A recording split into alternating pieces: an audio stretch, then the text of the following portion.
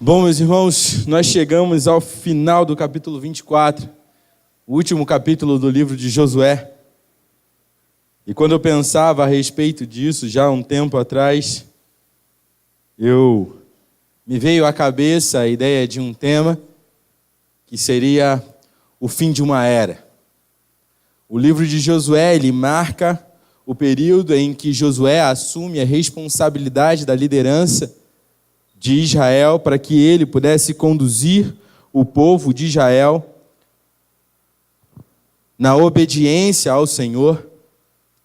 E, portanto, a gente chega aqui no final, nos últimos versículos de Josué, e nós encontramos a morte desse líder. E quando eu penso em fim de uma era, eu que gosto de futebol e que gosto de esportes, não tenho como não pensar as muitas vezes em que nós vimos times, seleções, esportistas fantásticos que marcaram um período e que deixaram um legado no esporte. Quando a gente pensa na seleção brasileira, ali de 58 a 70, os que mais velhos ou aqueles que gostam de futebol como eu, que não tiveram o privilégio de assistir os jogos nessa época, sabem da história e sabem do feito e do marco que aquelas seleções ficaram para a história do mundo. Quando a gente pensa em outros esportes, a gente poderia pensar no voleibol, na era do nosso querido Bernardinho, que ganhou vários títulos, que ganhou praticamente tudo aquilo que ele disputou. Talvez se a gente pense em outros momentos, em outras eras que vieram ao longo de outros esportes, possa vir à sua cabeça nadadores como Michael Phelps, Ian Thorpe. Ou então, se você não gosta de esporte e pense em outra coisa, certamente você vai ver em determinadas situações fins de eras que marcam a excelência daquilo que você gosta, talvez de séries, filmes ou qualquer outra coisa. Mas o interessante é perceber que o fim de uma era ela tem um propósito específico. Deixar um legado para aqueles que vão vir. Para que tal como aqueles que já passaram e deixaram um exemplo de excelência, um testemunho de dedicação, para que isso possa motivar as novas gerações, para que elas possam também, da mesma forma, se dedicarem, apresentarem com excelência as suas vidas, seja ela em qual área for. O que nós vemos então aqui nos versículos de 28 a 33 do capítulo 24 de Josué, marca o fim de uma era. Um fim de uma era que foi direcionada por Deus com o objetivo de que a nação crescesse em obediência, que a nação crescesse no comprometimento com a aliança a Deus. E a ocasião em que Josué se despede de Israel, ali no versículo 28, é para que eles voltassem para as suas terras, para que eles voltassem para aquelas terras que foram separadas por Deus, para que eles pudessem usufruir, e para que, acima de tudo, eles pudessem ter a perspectiva da vida de Josué e de tantos outros líderes de Israel como um exemplo, para que assim eles pudessem seguir. Josué, então, ele vai encerrar um ciclo.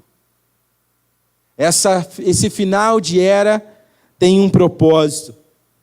Não deveria ser marcado apenas por choro pela perda de Josué, mas pela alegria de Deus ter permitido com que Josué testemunhasse para o povo e guiasse o povo para um novo momento, onde eles estariam sendo ainda guiados por Deus, a obediência a esse Deus maravilhoso. Eu peço então que os irmãos acompanhem comigo os versículos 28 até o 33, e nós pensaremos um pouco nessa noite a respeito desse tema, o fim de uma era. Versículo 28 diz assim: Depois Josué despediu o povo, e cada um foi para a sua propriedade. Passando algum tempo, Josué, filho de Num, servo do Senhor, morreu e tinha 110 anos de idade. E o sepultamento na terra que tinha recebido por herança, o sepultaram na terra em que tinha recebido por herança, em Timnat-Será, nos montes de Efraim, ao norte do monte Gaás. Israel serviu ao Senhor durante toda a vida de Israel, e os líderes que lhe sobreviveram e que sabiam de tudo o que o Senhor fizera em favor de Israel. Os ossos de José, o que os israelitas haviam trazido do Egito, foram enterrados em Siquém, no quinhão de terra que Jacó havia comprado dos filhos de Hamor, pai de Siquém, por 100 peças de prata. Aquele terreno tornou-se herança dos descendentes de José. Sucedeu também que Eleazar, filho de Arão, morreu e foi sepultado em Gibeá, que fora dada ao seu filho Finéias nos montes de Efraim. Vamos orar, meus irmãos, e nós vamos pensar um pouquinho a respeito desse tema. Senhor Deus, nosso Pai, muito obrigado por essa noite, muito obrigado porque o Senhor nos reuniu aqui com um propósito específico de aprendermos mais da Tua Palavra, de colocarmos ela em prática em nossas vidas. Por isso eu te peço, Senhor, que mais uma vez o Senhor abra os nossos corações para a compreensão do Teu texto, para que assim a gente possa extrair princípios eternos que devem motivar a nossa vida e o nosso relacionamento contigo, Deus. Senhor, nos ajuda nesse momento, conduza esse tempo para a honra e glória do Teu santo nome. É isso que nós te pedimos e oramos, agradecidos em nome de Cristo Jesus. Amém. Bom, meus irmãos, no versículo 28, Josué ele começa enviando a nação de Israel para ocupar a herança que havia sido dividida. O texto nos fala do momento em que depois daquela convocação que Josué havia feito nos versículos anteriores, uma convocação que chamava o povo de Israel a relembrar do testemunho de fidelidade de Deus e também repensar a respeito daquilo que era o compromisso deles e a responsabilidade de ser fiel e ser servo desse Deus. Depois disso, no versículo 28, Josué despede esse povo para que esse pudesse tomar posse e reocupar as cidades que haviam sido dadas por Deus a eles na terra de Canaã. E tendo afirmado então a aliança com Deus, agora o desafio para o povo de Israel era viver em obediência fiel na terra que foi dada para eles como herança. Por isso, no final do livro, Josué vai registrar para nós 3 eventos que marcam o fim de uma era, o fim dessa era para Israel. E o primeiro evento que nós podemos perceber aqui no texto é justamente a morte e o sepultamento de Josué. Nos versículos de 29 a 31, nós vemos o relato da morte e as consequências da vida de Josué no meio do povo de Israel. E antes de falarmos da sua morte e sepultamento, eu gostaria de rapidamente fazer uma relembrança da vida de Josué.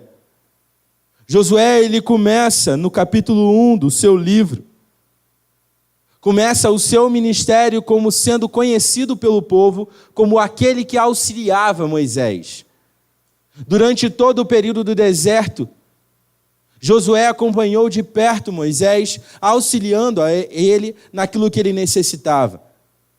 A primeira menção de Josué como esse auxiliador é feita em Êxodo 17, quando o povo guerreia e Moisés coloca Josué como representante dele para liderar o povo naquela batalha. E esse homem então vem crescendo na graça e no conhecimento do nosso Deus, em obediência e demonstrando isso abertamente para o povo. Josué é aquele espia, um dos 2 espias, que quando foram visitar a terra de Canaã para saber o que lá havia e como eles poderiam pensar numa estratégia para tomar aquela terra como posse, foi um desses dois que voltaram com um testemunho, com um relatório positivo. Porque os outros 10 espias voltaram dizendo que seria impossível vencer as batalhas contra o povo de Canaã. Mas Josué, junto com Calebe, chegam diante do povo, depois dos 10 espias terem falado que era uma coisa impossível de acontecer. Eles vêm e falam para o povo de Israel: se nós formos obedientes ao Senhor, certamente Ele nos entregará esses povos em nossas mãos. No final de Deuteronômio, na morte de Moisés, ele é colocado como esse representante agora da parte de Deus, que iria ser o líder de Israel para guiar o povo nessa nova empreitada. E no capítulo 1, como eu havia falado para os irmãos, no versículo 1, ele é colocado como servo de Moisés.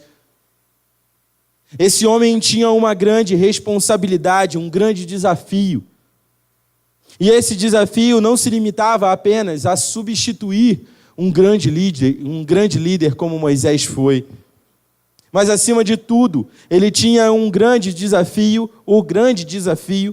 de conduzir o povo de Israel nos caminhos do Senhor. Nós vimos o quanto aqueles que conhecem o texto bíblico lembram do quanto Moisés sofreu com a desobediência do povo, do quanto aquela geração passada havia criado de empecilhos para cumprir com a vontade de Deus em passar pelo deserto e tomar posse daquela terra. E Josué então tinha esse desafio de guiar esses homens e mulheres em obediência ao Senhor. E quando nós olhamos para a vida de Josué, a coisa que mais chama a atenção, um dos pontos mais marcantes da sua vida, que impactou diretamente na vida desses israelitas, foi a demonstração de fidelidade de Josué. Josué foi incansável em sua obediência. Ele decidiu obedecer e, se comprometendo com isso, se dedicou a fazer isso. Nos momentos de queda de Israel, Josué teve a humildade dada por Deus para assumir os erros e retornar em obediência a Deus. Esse homem foi um exímio líder que teve o comprometimento de guiar esse povo. E por isso, o povo de Deus experimentou um momento de sua vida. Essa era que foi marcada por uma era de fidelidade e obediência. Israel, meus irmãos, serviu a Deus diante de todo esse período que Josué foi líder. E serviu em obediência.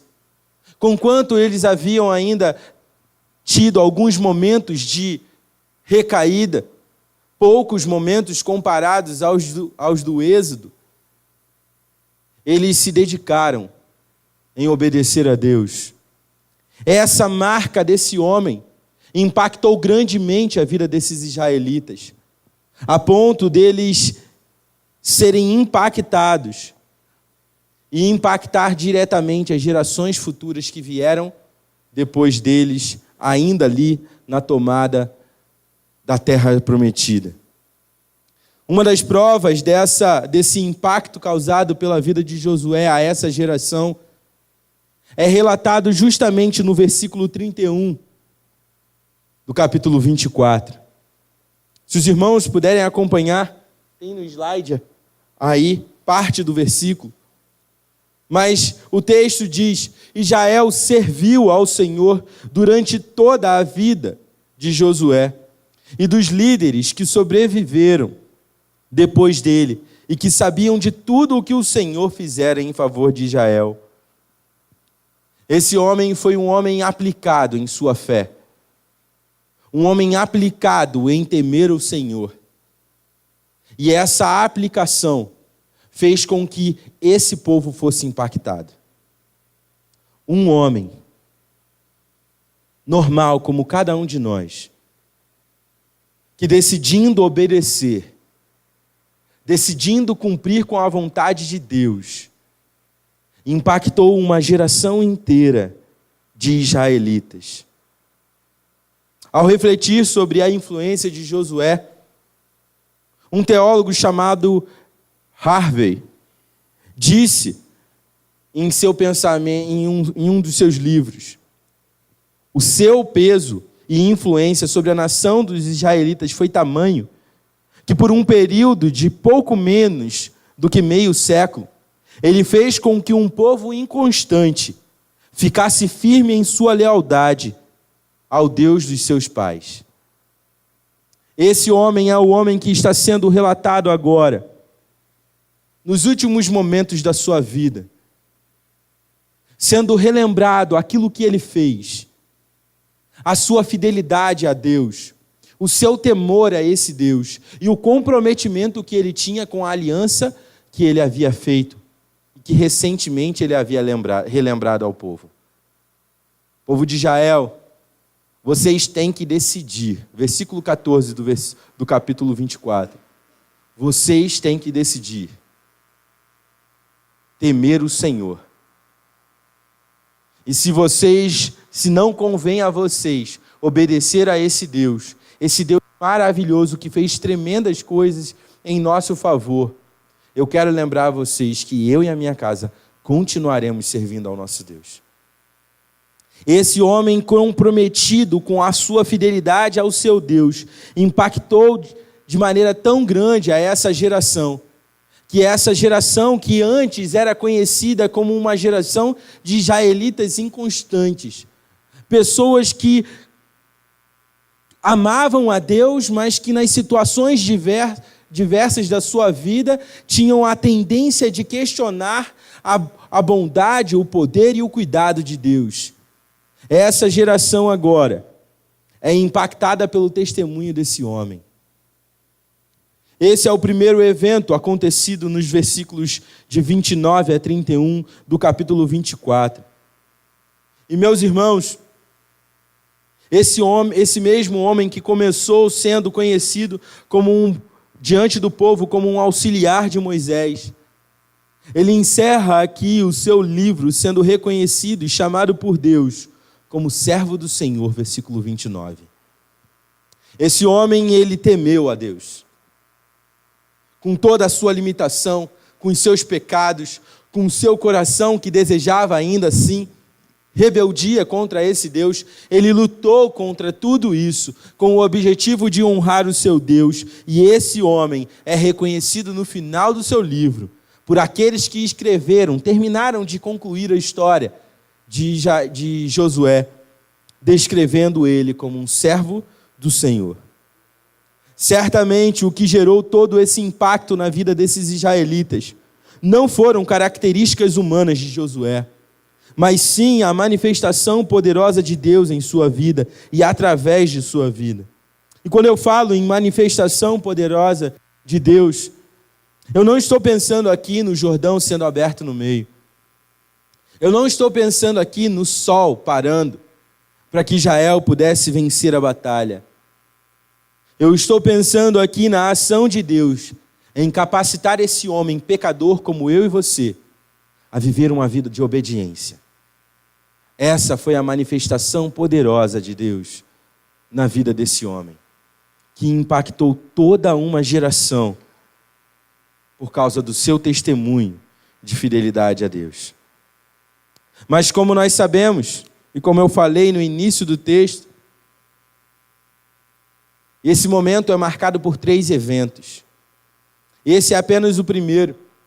E o segundo evento que marca esse momento, esse final dessa era, é o sepultamento dos ossos de José.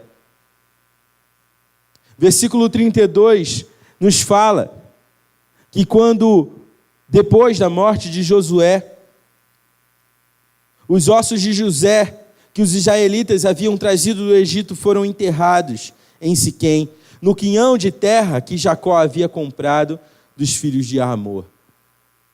Meus irmãos, talvez quando a gente olhe para esse versículo, a gente não pense no impacto desse homem dentro do contexto em que está sendo inserido essa informação. A gente olha essa informação sendo dada e talvez muitas vezes nós não pensemos da maneira correta e não interpretamos da maneira correta o contexto dessa informação a respeito de José. Mas quando a gente olha para o texto, no momento em que está sendo dito isso, no momento em que ele está lembrando a fidelidade de um homem que impactou toda uma geração israelita, nós podemos compreender melhor. Este evento aqui, meus irmãos, retrata a reverência com a qual José era tratado em Israel. Esse homem também servo de Deus, fiel em sua batalha, um homem que passou por muitas situações complicadas em sua vida, mas que foi um exemplo de homem que temeu ao Senhor em todos os instantes. Para aqueles que não lembram, Josué é o filho de Jacó, que foi vendido por seus irmãos. Antes de ser vendido, ele correu inclusive risco de morte, porque um dos seus irmãos queria matá-lo. Mas um outro irmão pede que eles vendessem Josué. E ele é vendido como escravo, até chegar no Egito. E quando ele chega no Egito, ele é comprado como escravo para viver e servir na casa de Potifar. E na casa de Potifar, ele sofre mais uma injustiça. A mulher de Potifar, se afeiçoando por ele, tenta seduzi-lo. E quando ele se afasta dela, quando ele foge dela, dando um testemunho louvável a Deus ali, porque ele fala: como eu posso ir contra o meu Senhor? Potifar havia dado liberdade para José administrar tudo na casa dele, menos a sua mulher. E é óbvio que ele não faria isso. Esse homem então age com fidelidade a Deus acima de tudo e foge. E a mulher de Potifar então conta uma mentira. Fala que José tentou seduzi-la e tentou ir e se deitar com ela. E esse homem então é levado preso. Esse homem passa durante um tempo preso na cadeia. E ali ele conhece outros 2 homens. E esses homens começam a ter sonhos. E Josué revela esses sonhos. E tal como José, né? Eu falei Josué? Já falei Josué mais de uma vez, irmãos? Desculpa. A palavra é muito parecida. Se eu falar Josué de novo, vocês entendam por José, tá? O terceiro vai ser mais fácil, que é Eleazar. Mas José, ele então interpreta esses sonhos, e tal como ele interpretou, acontece. E no momento em que um desses homens está saindo da prisão, sendo libertado, José fala para ele: ó, lembra de mim quando você sair. E num determinado momento da vida do Egito, o faraó começa a ter sonhos que ninguém consegue decifrar. E por algum motivo, depois de muito tempo, esse homem que havia saído se lembra: olha, tem um homem hebreu que está preso na prisão do Egito. Ele tem o poder de revelar sonhos. Josué é chamado. E Josué então responde ao faraó o que ele havia sonhado. Ele interpreta o sonho e ali ele designa a vontade de Deus. Olha, Deus me revelou, faraó, que assim é a interpretação do seu sonho. As 7 vacas gordas e as 7 vacas magras, o trigo e tudo mais. Tudo vai estar dizendo, Deus está dizendo para mim que vai ter um momento do Egito em que você vai ter grande fartura, mas você precisará se preparar para um momento em que essa fartura irá acabar. E o faraó entende. E faz como Josué havia falado. E tal como Josué havia... E tal como José havia falado, acontece. No final da sua vida, ele reencontra a sua família. Aqueles que haviam vendido ele como escravo. E José responde a eles com amor e compaixão. E nos últimos momentos da sua vida, esse homem, ele faz com que o povo, os seus filhos, os filhos dos seus irmãos, assumissem um compromisso diante de Deus, de que ele não seria enterrado no Egito.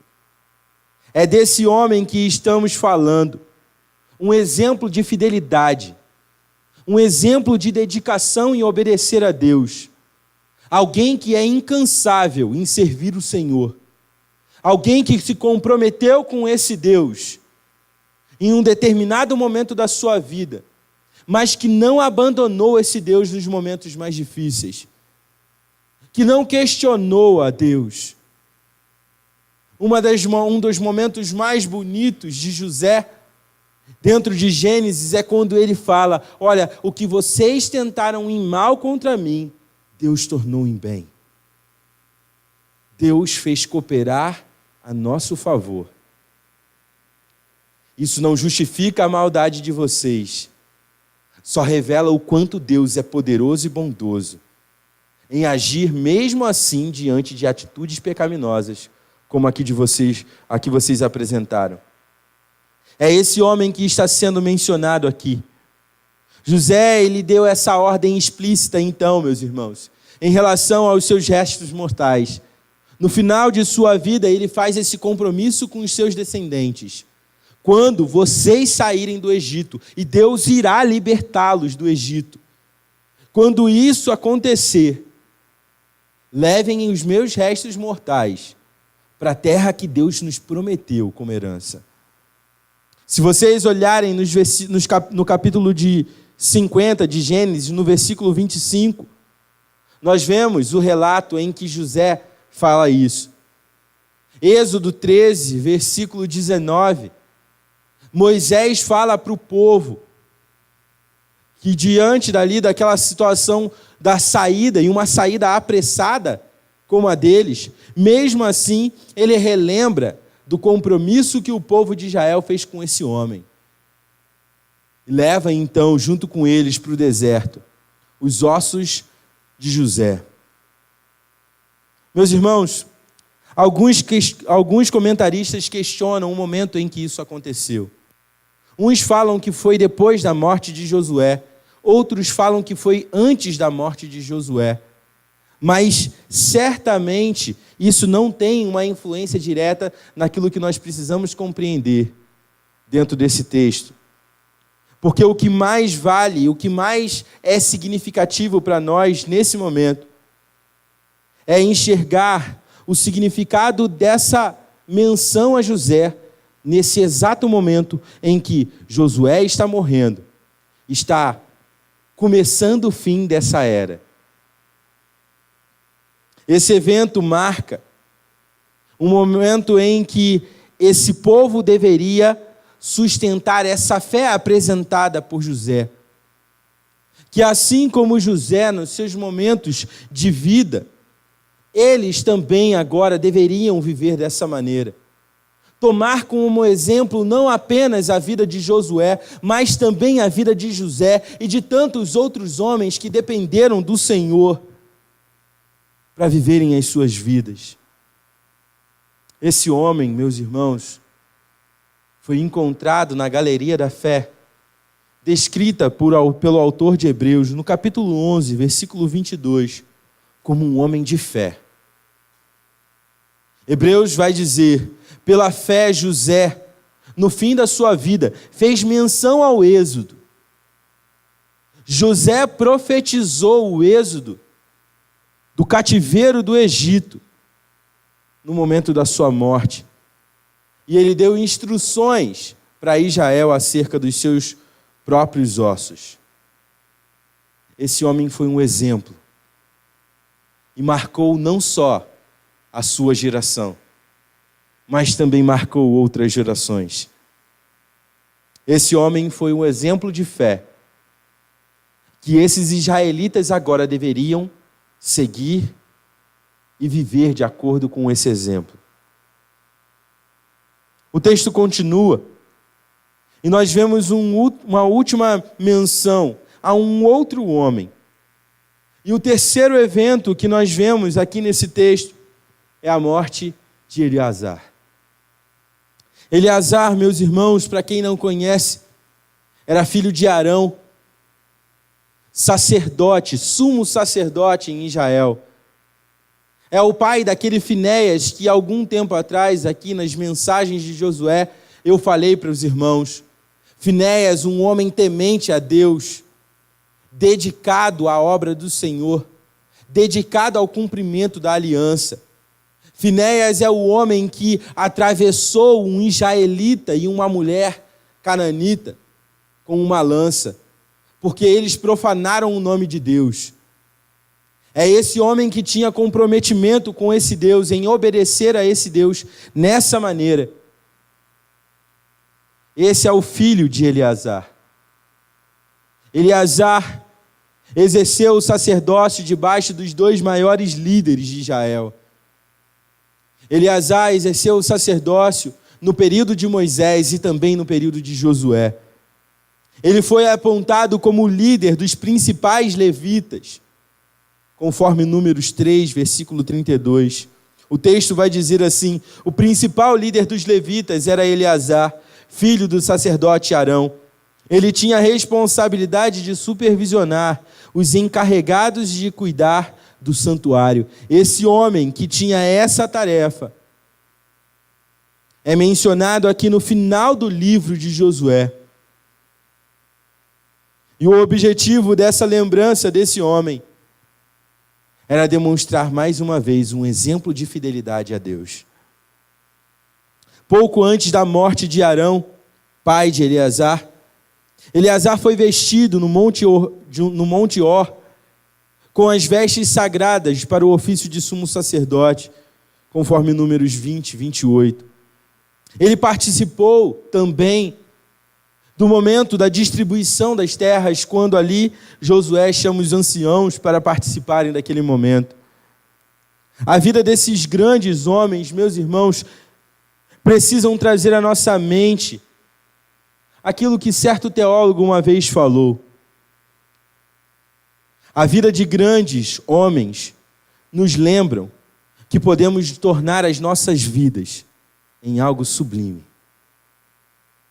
Se dependermos de Deus, olhando para o exemplo daqueles que viveram uma fé cristã, que viveram uma vida temente a Deus, que batalharam para viver uma vida de fidelidade ao Senhor, nós podemos, assim, tornar as nossas vidas em algo sublime.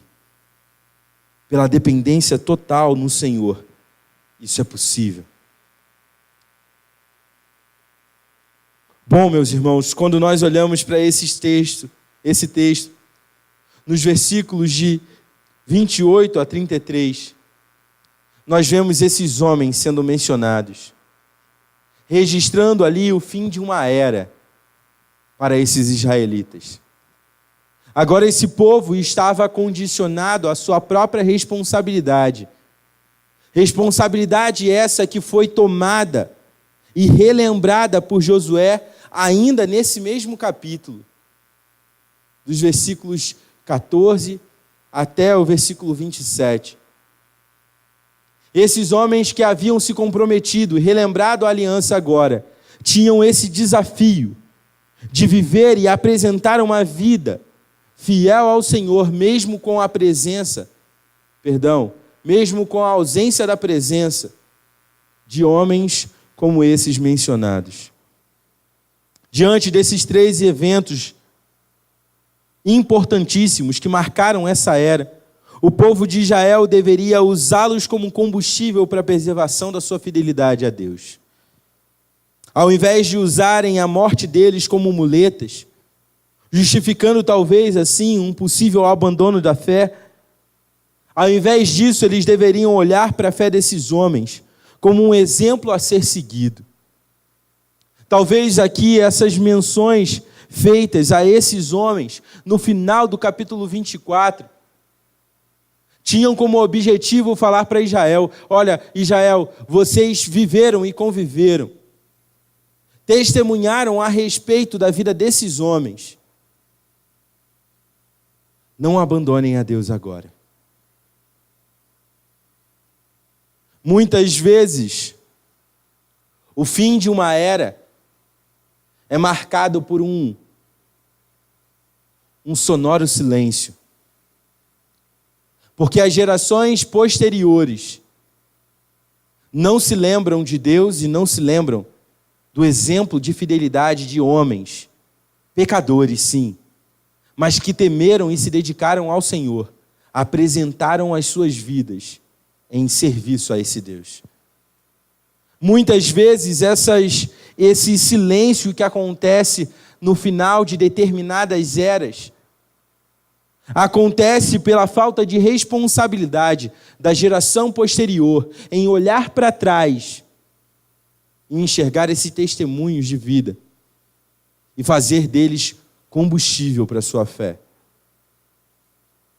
Pessoas se apoiam em outras pessoas e, ao invés de louvarem a Deus pelo testemunho de fidelidade de determinadas outras pessoas, talvez vocês tenham a sua própria galeria da fé, talvez parentes anteriores a vocês, avô, tio, bisavô, que foram exemplos de fé, exemplos de fidelidade, mas que toda essa fidelidade só fez com que você se abalasse com a falta deles.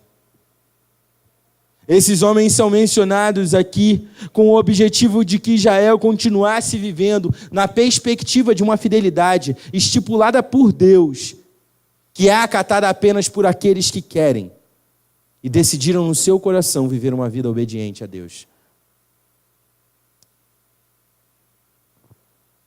Esses exemplos deveriam ser um alvo a ser perseguido pelas próximas gerações de Israel.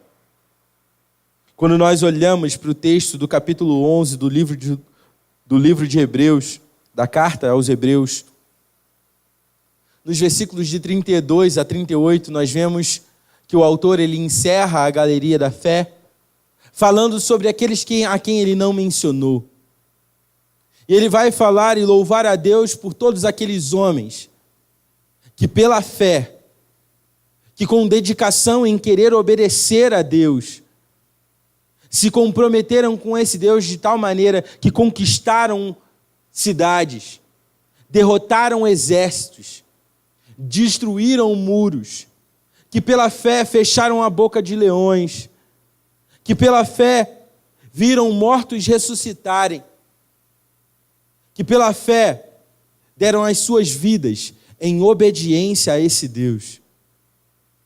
Versículo 38, na primeira parte do versículo 38, o autor de Hebreus diz: homens dos quais o mundo não era digno. São esses homens que estão sendo mencionados no final do capítulo 24. Homens que a vida, o estilo de vida, a decisão de serem fiéis a Deus e obedientes a esse Deus, tornava eles indignos para este mundo. Este mundo não era digno de Josué.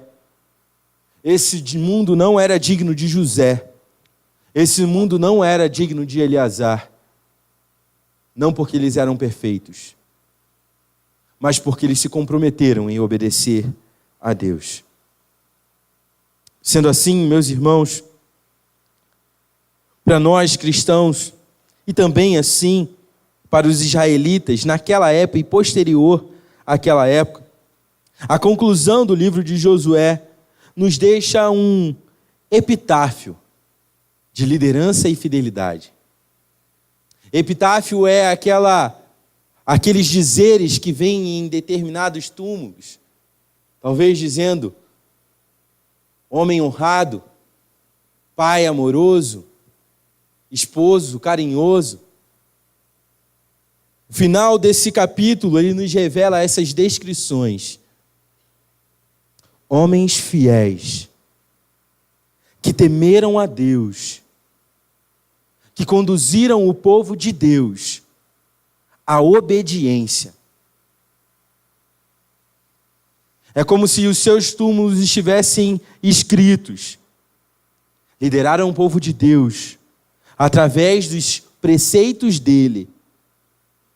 Foram fiéis na sua aliança que eles firmaram com Deus. Homens que foram um exemplo a serem seguidos. Ser um servo do Senhor, meu irmão, um servo fiel e temente a Ele, continua sendo um desafio para todos aqueles que amam e temem ao Senhor. Assumir a responsabilidade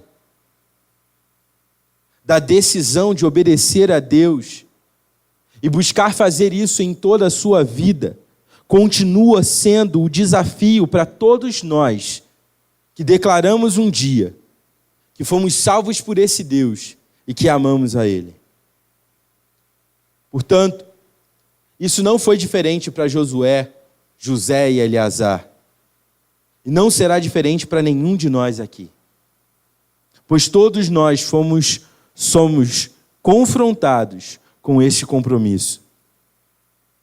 Paulo, na segunda carta que ele escreve a Timóteo, no capítulo 4, versículos 7 e 8, ele vai relatar esse compromisso que ele também fez com Deus e que era necessário cumprir. Paulo fala nos versículos 7 e 8. Combati um bom combate, terminei a corrida, guardei a fé. Agora me está reservada a coroa da justiça, que o Senhor, justo juiz, me dará naquele dia, e não somente a mim, mas também a todos os que o amam e amam a sua vinda. A minha oração nesse momento, meus irmãos, é que o exemplo de homens como Josué, José, Eleazar e tantos outros que são relatados na Bíblia, a minha oração é para que, diante desses exemplos, nós possamos também decidir, cada um de nós, temer e servir a Deus com integridade e fidelidade. Para que assim, a nossa fé seja mais um legado deixado da parte de Deus para gerações futuras. Para quando aqueles que vierem depois de nós possam olhar para trás e ver pessoas que, tendo as suas limitações, lutando com os seus pecados, decidiram viver uma vida obediente a Deus e servi-lo com integridade e fidelidade. Pois assim como Deus capacitou esses homens a viverem dessa maneira, Ele também assim fará nas nossas vidas, daqueles que foram chamados por Ele para viver para Ele. Porque o fim de uma era não é marcado apenas pela saudade daqueles que se foram, mas também marcado pela responsabilidade, o legado deixado para a próxima geração. Que assim, entendendo a grande responsabilidade que é deixada para eles, precisarão corresponder com esse legado e com essa responsabilidade. A minha oração é que a gente possa aprender isso. Aprender com aqueles que foram fiéis e que foram exemplos de vida para nós. olhando para eles e usando a fé deles como combustível para queimar o nosso coração com um desejo real de obedecer a Deus. E aprender também que assim como Deus capacitou esses homens, mencionados na sua palavra, Ele também assim fará com cada um de nós, aqueles que decidirem viver uma vida obediente a Ele. Deus certamente nos capacitará. Que possamos aprender isso e que possamos render glória ao nosso Deus diante de tudo isso que nós vimos. Amém? Vamos nos colocar de pé? Vamos encerrar orando, agradecendo ao nosso Deus pela sua palavra. Senhor Deus, nosso Pai, muito obrigado por esse tempo que o Senhor nos concedeu, de podermos olhar para o exemplo de fé desses homens e os impactos que eles causaram naquela época, e poder fazer desse exemplo um combustível em nossa vida, em nossa fé, em nosso relacionamento contigo.